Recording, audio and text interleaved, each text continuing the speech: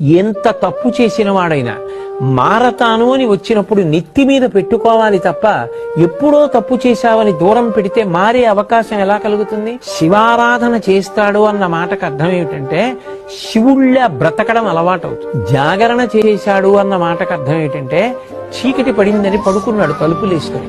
ఆ రోజు పడుకోలేదు, మెలకువగా ఉన్నాడు. ఆ చీకటిని గెలవడానికి కారణాలు వెతికాడు. నన్ను అజ్ఞానపు చీకటిలోకి తోసేస్తున్న అరిషడ్వర్గములను నేను ఎలా గెలవాలి?